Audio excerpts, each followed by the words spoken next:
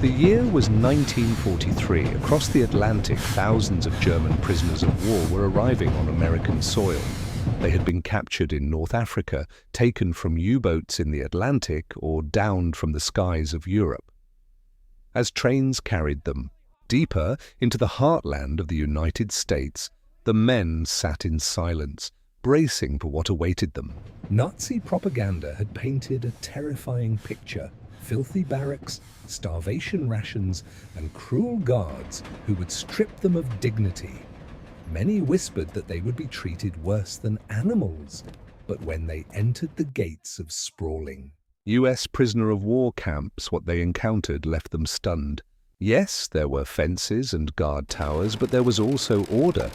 Neat rows of wooden barracks, medical stations, and large mess halls. And then came the greatest shock of all: the showers. Prisoners were led to long tiled rooms, lined with rows of shower heads, hot water steaming into the air. Buckets of soap and stacks of clean towels were waiting. After months in the desert sands or cramped trenches, men who had lived caked in sweat, lice, and dust stepped under warm streams of water. Some stood frozen in disbelief, hands outstretched, letting the hot water run over them. Others laughed aloud, scrubbing with soap until their skins stung.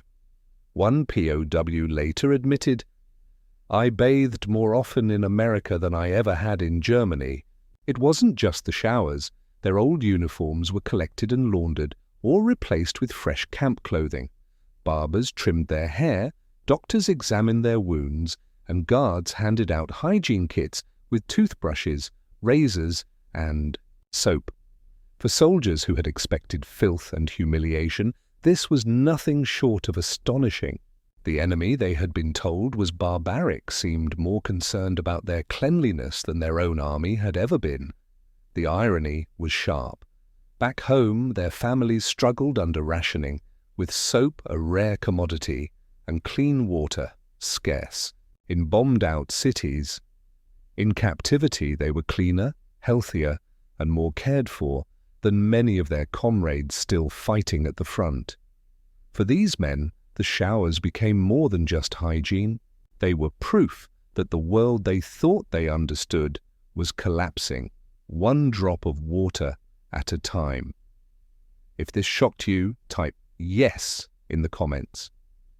And stay tuned, because what these prisoners discovered next would challenge everything they had been taught about America. From the very beginning of the war, Nazi propaganda had carefully prepared German soldiers for what they should expect if captured by the Allies. And the picture was grim.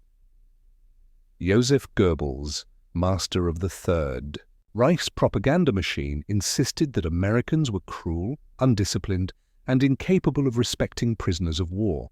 Posters and broadcasts painted images of barbed wire cages where men would be starved, beaten, and forced into degrading labor until they wasted away. For many German soldiers, these warnings took root as unquestionable truth. Better to die in battle, they were told, than to surrender and endure such humiliation.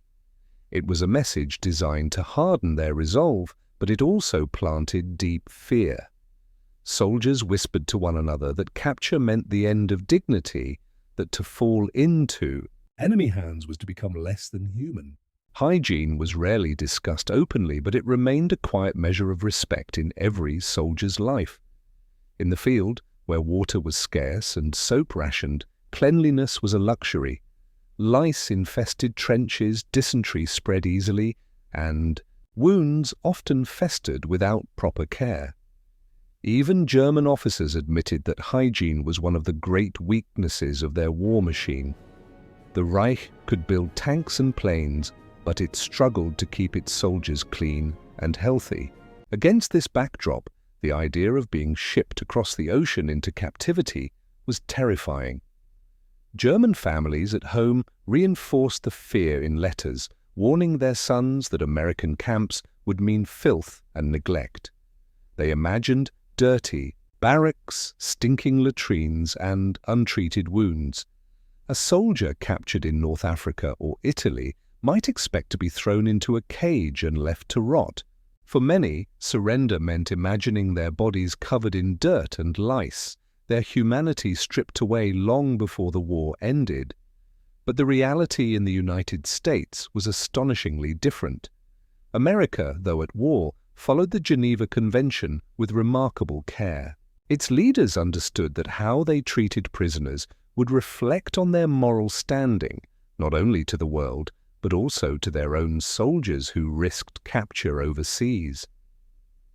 Sanitation and health became cornerstones of that policy. Camps were designed not as pits of misery, but as structured communities with medical stations, mess halls, and, to the utter shock of prisoners, modern shower facilities. Hygiene was not neglected, it was prioritized. Prisoners bathed regularly, their clothing was laundered, and delousing stations were standard practice. Instead of being left to fester in filth, they were protected against it. For German POWs, this came as a revelation. Many had gone weeks or months without proper washing at the front. They were accustomed to scratching at lice, living in muddy trenches, and wearing the same uniform until it stiffened with sweat and blood. Suddenly, in American captivity, they were told to line up for showers, handed soap, and given clean towels. Some had never seen such facilities even in their own homes. Hot water poured from shower heads in steady streams, washing away the grime of battle in minutes. Their hair was trimmed, their wounds disinfected, and their uniforms replaced with fresh camp clothing. The very enemy they had been taught to fear was restoring their dignity through something as simple as cleanliness. The stakes were enormous, though few prisoners realized it at first. Hygiene was more than comfort. It was identity. To be clean was to feel human again.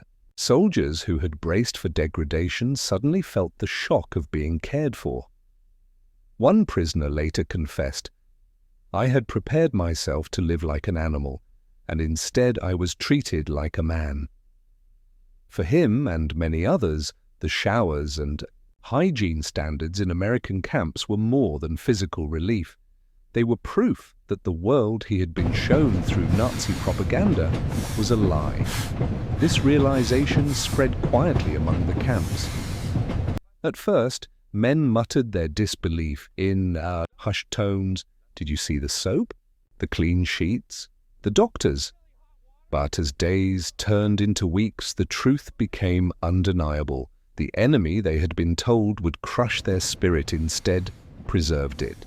The Reich, which demanded endless sacrifice, could not provide its own soldiers with such dignity. Yet here, in captivity, their enemies offered it freely. And that was the great shock, not simply that the Americans had showers and hygiene standards, but that they cared more about the health and dignity of enemy soldiers than the Reich cared for its own. That contradiction struck harder than any propaganda. It forced men to ask dangerous questions. If our captors treat us better than our leaders, what does that say about the system we fought for? For America, this was more than morality. It was strategy.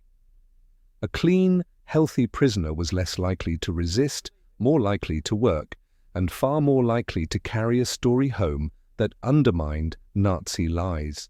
By giving German POWs soap, hot water, and dignity, the United States did something subtle but powerful. It won a psychological battle. It showed that even in war, humanity could be a weapon, and that sometimes the simple act of keeping a man clean could shake the foundations of an empire built on fear. When the first groups of German prisoners were marched into the shower blocks of American camps, they expected little more than cold water and humiliation. They shuffled forward with suspicion, uniforms stiff with dirt and sweat, boots caked in mud from battlefields half a world away. Many whispered nervously to one another, convinced it might be some kind of trick. The idea that their enemy would offer them soap, towels, and clean clothing seemed absurd. They braced themselves for the worst: mockery, icy streams, or disinfectant, sprayed like punishment. Instead, the heavy doors opened to a sight none of them could have imagined: long tiled rooms lined with rows of gleaming showerheads, steam rising into the air, stacks of fresh towels folded neatly on benches, and buckets filled with bars of soap. Some prisoners froze where they stood, staring as if they had stumbled into a dream. Others chuckled nervously, shaking their heads at the impossibility of what they were seeing. As they stripped off their uniforms, the disbelief only deepened. A few men hesitated, ashamed of the filth and sores they carried on their bodies, but the guards did not jeer or lash out. They simply handed out soap and motioned toward the water. The first prisoner stepped beneath the stream, and a gasp echoed through the tiled chamber. It was hot, not lukewarm or cold, but genuinely hot water, cascading over his back, washing away layers of grime that had clung to him since his last real bath months earlier. Others quickly followed, and soon the air filled with the sound of scrubbing, laughter, and even sighs of relief. Prisoners lathered themselves with vigor, rubbing until their skin reddened, marveling at the abundance of soap. One man whispered in awe, "Even at home, we don't bathe this often." It was not just a wash, it was a revelation. For soldiers who had spent months on the Eastern Front or in the deserts of North Africa, the contrast was staggering. They were accustomed to lice crawling in their seams, to skin infections spreading unchecked, to dysentery sweeping through, units forced to share filthy water. Bathing, when it happened at all, meant cold rivers or hastily dug pits, never hot showers lined with clean tiles. Uniforms were worn until they stiffened with sweat and blood, and soap was a luxury rationed, so strictly that entire companies sometimes shared a single bar. The German army had mastered tactics, but it had never mastered hygiene.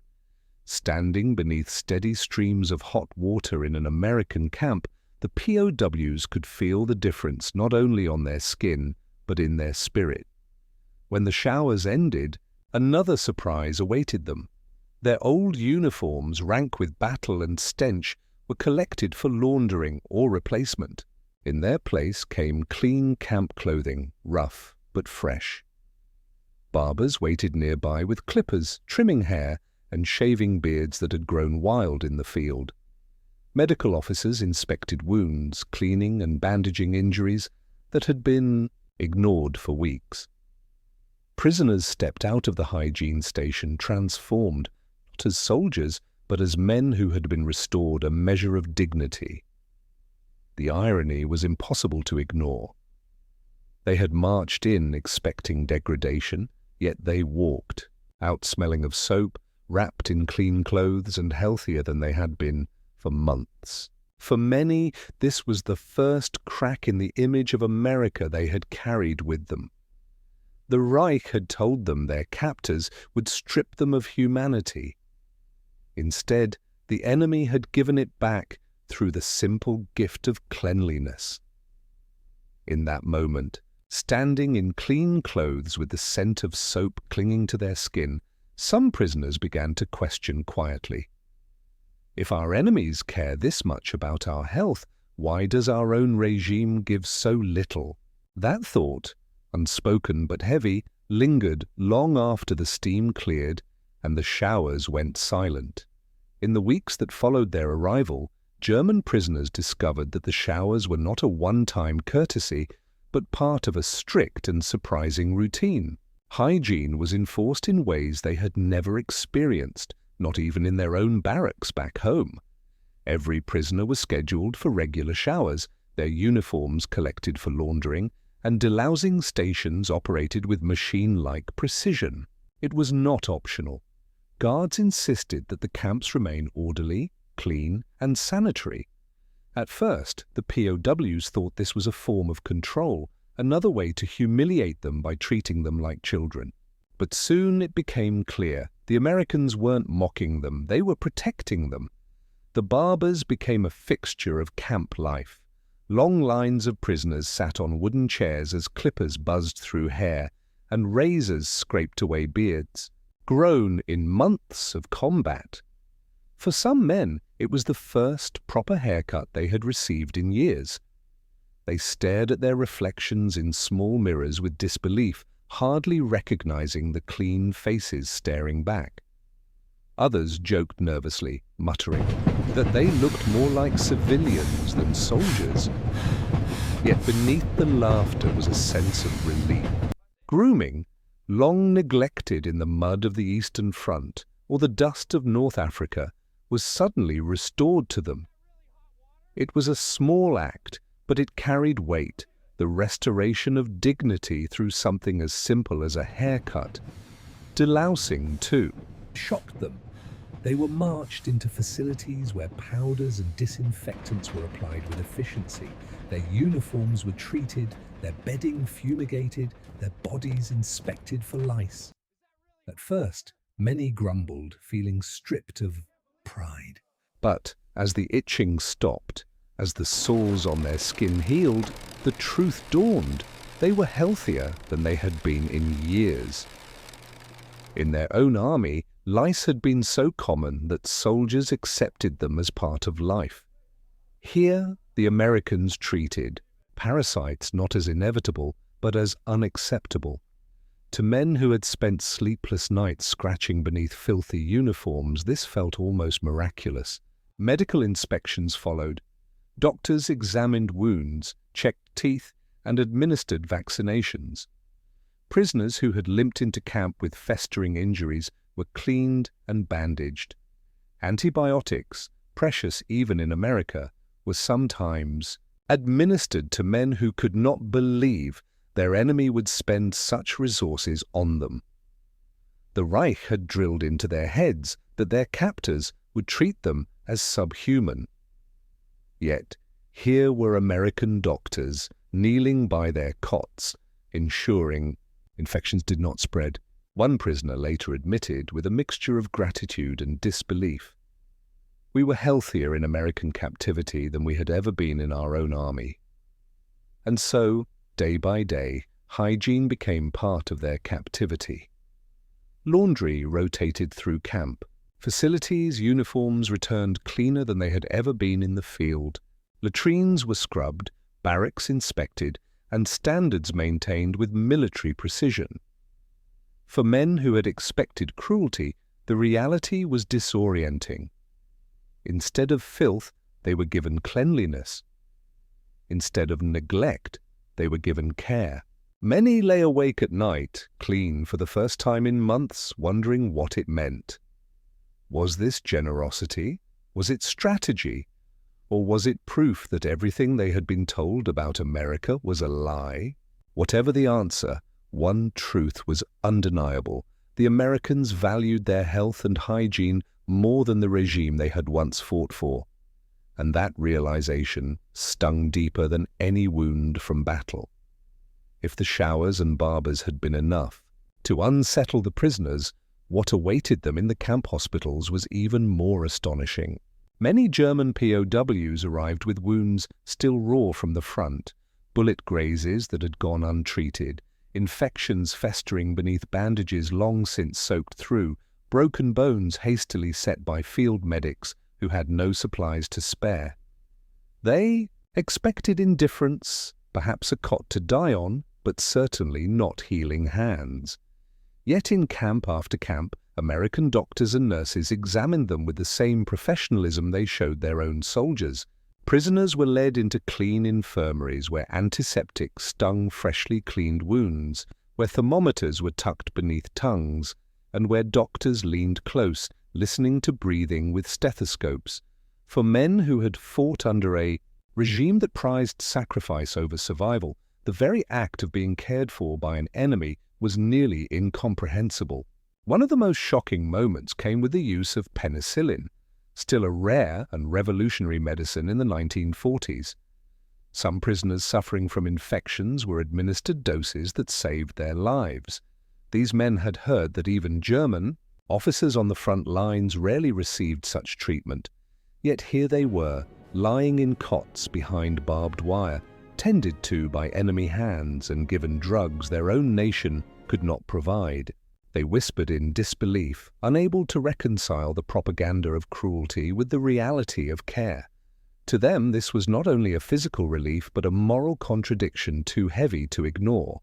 Dental care, another unexpected revelation, left its own mark. Dentists in the camps pulled rotten teeth, filled cavities, and provided hygiene instructions to men who had gone years without proper treatment. Some POWs admitted later that they had healthier mouths after captivity than at any point in their adult lives. Others recalled the humiliation of realizing their enemy valued their health more than their own government did. To be treated with such thoroughness was unsettling because it chipped away at the iron certainty of Nazi indoctrination. The hospital wards themselves became strange symbols of the paradox of war. Rows of clean white sheets, the smell of disinfectant, heavy in the air, and prisoners lying quietly while nurses adjusted pillows or offered water created a scene that clashed violently with every story they had been told about Allied cruelty. Some men, still weak from fever or injury, wept openly, ashamed to be receiving such care from those they had been ordered to despise. Others lay in silence, staring at the ceiling, their thoughts unraveling as the contradictions grew impossible to ignore. The Reich had promised glory and delivered ruin. America, their sworn enemy, offered soap, bandages, and dignity. Over time, stories spread among the camps of surgeries performed, limbs saved, and lives extended because American doctors had refused to let prisoners simply waste away. These accounts carried weight, whispered at night in the barracks as men compared their experiences. The shock was universal. The enemy treated them not as disposable bodies but as patients, and with every wound healed, with every infection cured, the truth became clearer. The United States was winning not only through its factories and planes, but through its commitment to humanity, even when that humanity was extended to the very men sent to destroy it. For German POWs, the hospitals of America became shrines of contradiction, places where their old beliefs died slowly beneath the glow of sterile lamps and the sting of antiseptic. At first, the German POWs clung to their training and the voices of propaganda that had shaped them for years. They whispered among themselves that the good food, the showers, even the medical care must be temporary, a trick to soften them before cruelty was revealed. They reminded each other of Goebbels' warnings that Americans were decadent liars, that comfort was a mask for something darker. But as weeks turned into months, the truth refused to be hidden. They woke each morning to the smell of soap, to the sight of laundry hung in neat rows, to the sound of clippers buzzing in the barber shop. They lay in clean beds, their wounds wrapped in fresh bandages, their fevers cooled by medicine they had never dreamed they would receive. The lie they had carried with them across the ocean cracked with each passing day until it became impossible to hold together. For many, the turning point came not in the showers or the mess halls, but in the quiet moments of reflection at night. Lying in barracks with their bodies cleaner and healthier than they had been in years, they thought of their families back home. Letters arriving from Germany spoke of bombed-out cities, of children shivering through winters without coal, of mothers queuing for hours for a crust of bread. Soap was rationed so harshly in Germany that some households went months without it. Yet here, in captivity, the enemy provided bars of soap without hesitation. Here, hot water ran freely from pipes. Here, lice were driven out, clothes were laundered, and dignity was preserved. The contrast was unbearable, and many prisoners admitted later that it was in those sleepless nights, listening to the faint snores of their comrades, that they realized the Reich had abandoned them long before. It had lied to them about everything. If their enemies valued their survival more than their own regime did, what did that say about the ideology they had fought to defend? The psychological rupture grew deeper as POWs spoke quietly to one another about their disbelief. "They treat us like men, not beasts," one prisoner murmured after a medical inspection. "I never felt this clean in my own army," another confessed. Some compared the American camps to their experience in German barracks, where soldiers were crammed into filthy quarters and told to endure lice and hunger as part of their duty. Here, the enemy insisted they wash, fed them balanced meals, and demanded that they maintain hygiene not only for themselves, but for the community. What had once been dismissed as softness was now understood as strength. The Americans had built an entire system designed to keep men alive and healthy, and that system was unshakable. For America, the effect was intentional. Camp commanders knew that by providing sanitation, food, and medical care, they were doing more than obeying the Geneva Convention. They were waging a psychological war. Every hot shower was a weapon against Goebbels' lies. Every clean sheet was a blow against Nazi ideology. Every healed wound was a reminder that dignity was possible outside the Reich. And, slowly, without fanfare, it worked. By the time many German POWs had spent months in American captivity, their faith in the Nazi cause had eroded beyond repair. The propaganda that once burned in their hearts now seemed laughable when measured against the reality of soap, showers, and medical care. The true turning point, however, was not simply about hygiene or health, it was about identity. For soldiers, trained to believe that to be captured was to lose their humanity, the realization that captivity had restored their humanity was devastating. It forced them to confront questions they had never dared ask. Why had their own leaders denied them such dignity? Why had they been told that death was preferable to surrender when surrender had given them life? In those questions lay the seeds of transformation. By the time many of them returned home after the war, they no longer saw America as a faceless enemy, but as a society that even in war had offered them more dignity than their own regime had ever granted. And that realization was more powerful than any weapon carried on to the battlefield. For German POWs, the greatest shock of captivity was not the fences, the guards, or even the sudden loss of freedom. It was the way they were treated once inside those fences. They had been raised to believe that the enemy was cruel and barbaric, that captivity would mean humiliation and slow decay. But instead of being stripped of dignity, they were given back something they had long lost on the front, their humanity. Every hot shower, every clean towel, every medical inspection was a reminder that even in war, their captors saw them not as expendable bodies, but as men. This realization was disorienting because it clashed violently with everything Nazi ideology had taught them. In Germany, the state demanded loyalty, obedience, and sacrifice. In captivity, the enemy offered them health, cleanliness, and a strange kind of respect. For many, this contrast was more shattering than defeat on the battlefield. The ethics of hygiene in American camps went beyond soap and hot water. It was about restoring a sense. These were small acts, yet they carried enormous weight. In a system built on fear, prisoners expected to be reduced to numbers, but the routines of cleanliness reasserted their identity as individuals. One POW later confessed in his memoirs, "For the first time in years, I felt like a person again, not just a uniform or a weapon." That statement revealed the true power of hygiene. It was not only about health, but about humanity. By keeping their bodies clean, the Americans reminded them that they were still men, still capable of dignity, even as captives. this treatment also had profound ethical implications. The Reich had glorified dirt and sacrifice, telling soldiers that lice, hunger, and filth were badges of honor, proof of endurance in service of the fatherland. But in America's camps, dirt was seen as degradation, something unworthy of a human being.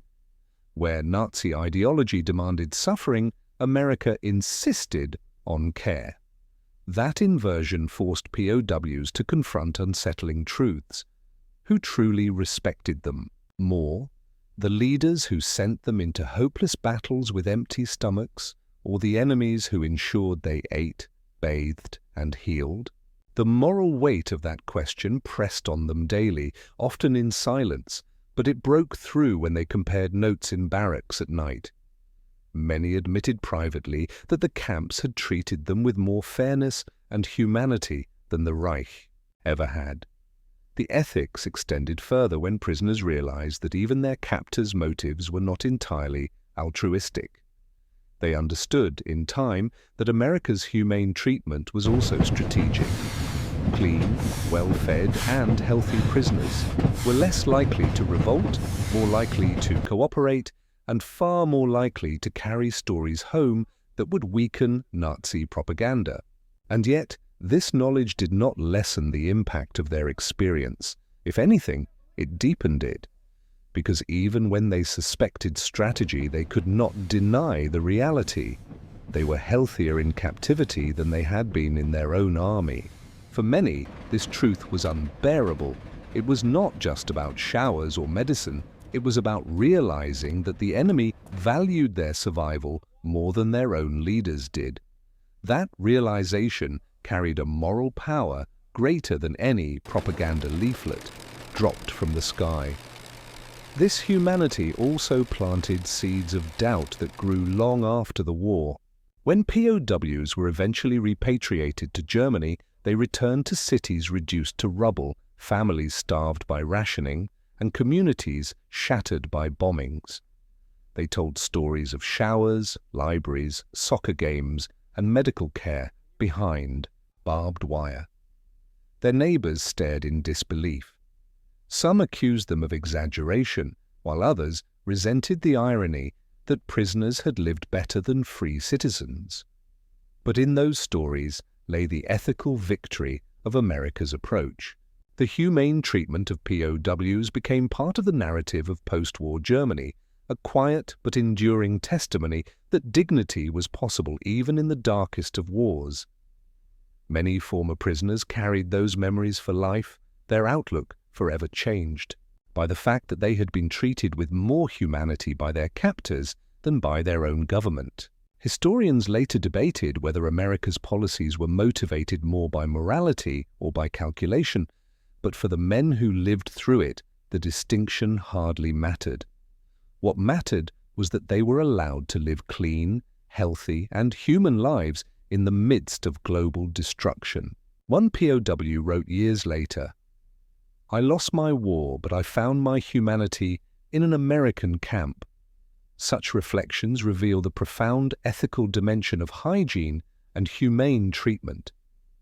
It was not just about following the Geneva Convention or preserving order. It was about redefining the meaning of captivity itself. America's camps proved that even in war, compassion could be wielded as a form of strength. In the end, the legacy of this approach was twofold. On one hand, it undermined Nazi propaganda, eroding the myth of America as a cruel and degenerate nation. On the other, it offered a model of how dignity could survive even in the harshest of circumstances.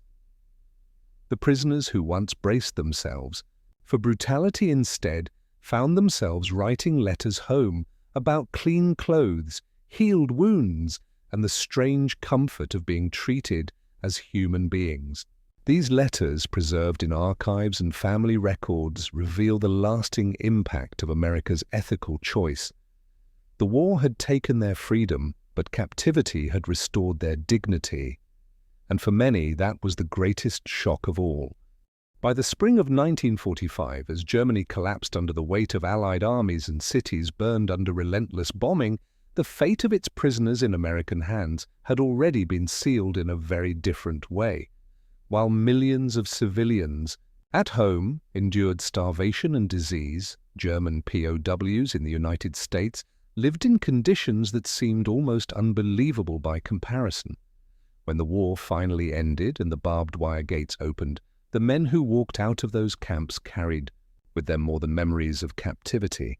They carried a secret that would astonish their families. They had been healthier, cleaner, and in many ways more respected behind enemy fences than they had ever been in their own homes or on the battlefield. When these prisoners returned to their ruined cities, they told stories of showers that ran with hot water, of soap given freely, of wounds healed with antiseptics and medicines that had been out of reach for ordinary Germans. They spoke of medical inspections that saved lives, of dental care that left them healthier than before, of delousing routines that had rid them of lice for the first time in years. Their neighbors listened with disbelief, struggling to reconcile such accounts with their own reality of bombed-out houses, ration lines, and disease-ridden shelters. Wives and children who had suffered in filth and hunger could hardly accept that their husbands had lived in greater comfort as captives than they had as free citizens. For many, this revelation was more shocking than defeat itself. The legacy of these experiences extended beyond personal testimony. In post-war Germany, former POWs became living contradictions to Nazi propaganda. They had been told that America was cruel and barbaric, but their memories told a different story. They described guards who treated them fairly, doctors who healed them, and systems that ensured even enemies lived with dignity. These stories quietly undermined what remained of Nazi ideology, planting seeds of doubt and reshaping perceptions of the United States in the years of occupation and reconstruction. For some, the experience became a foundation for reconciliation, proof that humanity had survived even in the midst of total war. The shock of humane treatment also left deep marks on the prisoners themselves. Many admitted that captivity had changed them more profoundly than combat ever had. On the battlefield, they had been reduced to tools of destruction, expected to endure filth, hunger, and disease without complaint.